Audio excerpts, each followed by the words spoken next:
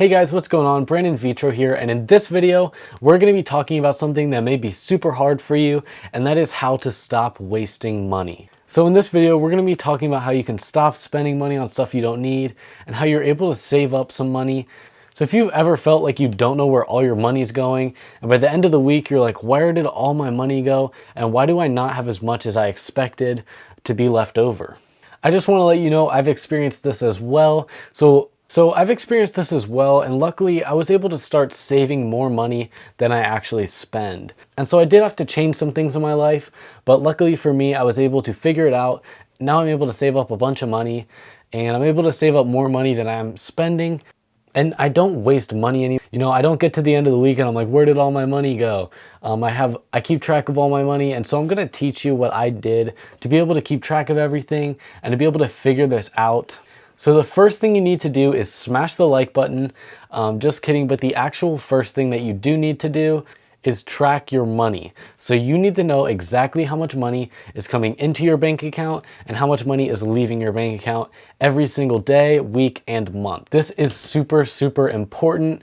And this is like the first step, and also probably the most important step to stop wasting money and to start being able to save money. And personally, I use mint.com for this. It's also an app on my phone, Mint, and it also tracks your credit score, and you put all your bank account information and your credit card information in there, and it shows you exactly how much you're spending, exactly how much money's coming in, what you're spending your money on, and the different categories that you're spending it on. So you'll be able to see how much you spend on fast food and how much you spend at grocery stores, stuff like this, and you're able to break it down, and it helps you break it down and show you how much money you have coming in, and it gives you an idea of what you're able to change. This is super important because if you don't know how much money you're making and how much money you're spending, you're never going to be able to keep track of your money, and you're never going to have proof or an idea of how much money you're going to be able to save by the end of the week or the end of the month or the end of the year. But using an app like this is going to let you get some solid numbers and allow you to get a real idea of your financial situation. Now, thing number 2 you need to do is sort through all your information. So sort through all your bills, everything you've spent money on in the last, let's say, 30 days, and figure out how much of it was needs and how much of it was wants. So for example, if you're spending money on things like clothing or getting guacamole at the end of the line when you're at Chipotle, things that are costing you extra money that you don't absolutely need, these are called wants, and these are not necessary. And these are the first thing you should kick out when you're trying to not spend money. So instead of buying that shirt you wanted, take a picture of the shirt. And then what you can do is search online for it. See if you can find it cheaper online. If you can, that's good. The next thing I want you to do is wait a week, 2 weeks, 3 weeks. If you still really want that shirt after, 3 weeks to a month, and you found it cheaper somewhere else, then go ahead and get the shirt. But typically I would say, don't get the shirt. It's probably not that important. If you already have shirts to cover you through the week, then don't worry about it and focus on saving your money and not wasting your money right now. Now, when you're in a place where you've saved up a bunch of money and that shirt, you still really want it, then go ahead and get the shirt, because now you have the money to afford. And a lot of times when people get things that are wants, because they don't need it, it's not that important to them. So for example, if you got that shirt, 3 weeks later, it could be at the bottom of your drawer and you don't wear it for years. So a lot of times the best thing to do with things that you want is just not get them at the time that you're wanting them, and see if you still really, really want it after, 3 weeks. I think if you wait 3 weeks and you still really want something, or you're convinced that you almost need it, like it's so important after a certain amount of time, then maybe you can consider buying it. But just be very wary of this, because especially if you're focusing right now on trying to not spend money, you're trying to not waste money, you're trying to save up some money, because you're trying to get in this mindset right now, it's best not to budge and not to give in and buy these things that you want. The next thing you want to do to cut out unnecessary costs is to lower the amount that you're spending on things that you need. So yes, you can justify that maybe you need coffee every morning. It gets you awake, it helps you get to work, and work is how you make your money. So you can justify going to Starbucks and getting like a $3 to $7 coffee. But it's just not worth it. If instead you made your coffee at home for like 20 cents per cup, and that's like $3 to $7 per day that you're saving, that you're able to put towards savings or investing, and that you don't have to worry about not having enough money at the end of the week because you didn't spend money on stuff that you didn't absolutely need. You still got that coffee, you still got that caffeine boost, and so you're still in a good position because you made your own coffee, but you don't have to worry about spending like a crazy amount of money on a cup of coffee. If you save $5 a day on a cup of coffee every single day and you don't spend that money on coffee, that is almost $2,000 that you save just by not buying that coffee and making it at home instead. So, you think maybe I can afford $5, but if you do that every single day, that's like $2,000 that's going right down the drain. And so it's super important to just keep track of these things and try not to spend money on things that you don't absolutely need or things that you could replace with a cheaper option. Personally, I think a lot of people waste money on their cell phone bills. This is one of those things, like if you're paying one of the big carriers, you're probably wasting a bunch of money. Personally, I switched over to Ting, and this is like a cell phone company that's a lot cheaper. The only thing is though, if you absolutely need an unlimited plan, then Ting probably isn't the way to go because it charges you per minute. For me personally, there's no way I could use enough data for it to cost as much as like an unlimited plan with another company. And so that's one area where you can save a bunch of money by just going with a different company. And these are things that are like fixed costs. You think, your cell phone bill is just a bill you always have to pay every month. But if you really look into it, there are always going to be cheaper options. And if you switch to those options, you could really save a bunch of money.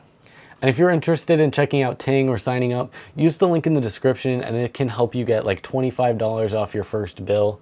Just remember to look at your expenses and figure out how you can lower them as much as possible. Instead of eating out, cook at home. Just find ways that you can lessen your expenses and stop spending money on things you don't absolutely need. So here's some quick tips to help you spend less money. So give yourself a certain amount of money each week. So let's say $40 is the amount of money that's your spending money for the week. Now, what I want you to do is only use cash. So leave your cards at home and go ahead and get this $40 from the ATM, and that's your money for the week. You can't go back to the ATM and get more money. You're just going to be using this $40 as your spending money. Now, by using cash, you're really limiting yourself because you can always put more money on a card, but when it comes to cash, once you're out, you're out. And so if you give yourself a set amount of money for the week, it's really going to help limit you and help you reserve that money because you can see as you're running out of money throughout the week. Now, another thing you can do is get rid of reoccurring expenses that you don't need. For example, if you have Netflix, Hulu, and HBO, but you only watch Netflix, then get rid of the other ones and save that like $20 a month. The next thing I want you to do is pay off your credit cards in full at the end of every month. Every time you carry a balance, the credit card companies are charging money from you, and this is just money that you're giving them just to hold that balance for you. And it's fine if you have to do that for 1 month, but try to never carry a balance because there's no reason they should be making money off of you. And what you really want to do is, if you're not carrying a balance, you can actually be making money off of them by using credit cards that are going to get you rewards. Now we're on to step 3, and for this one, so if you do the things above, you should have money left over at the end of every week. Now, I'm not going to tell you how to spend your money or what to do with it, but personally, I would save it and start investing it. Like currently I'm only 19 years old, but I'm already starting to invest for my retirement. And I would recommend this to everyone. I think it's super important to start saving for the future. And so personally, I use M1 Finance. This is like an app for investing, and it allows you to invest in like index funds and stuff. I know it sounds complicated, but it's really not. And I have it set up so that every week it takes out a certain amount of money and automatically invests it for me. I don't have to touch it. I don't have to do a thing. It automatically handles all of that for me. And if you're interested at all with M1 Finance, you can actually get it going to the link in the description. And if you use that link, you'll get like $10 for free towards your investments. And I'll also have a link in the description on how to set up your M1 Finance account and how to get it running so that you're able to use it and automatically do all your investments for you. And if investing is too stressful for you, don't worry.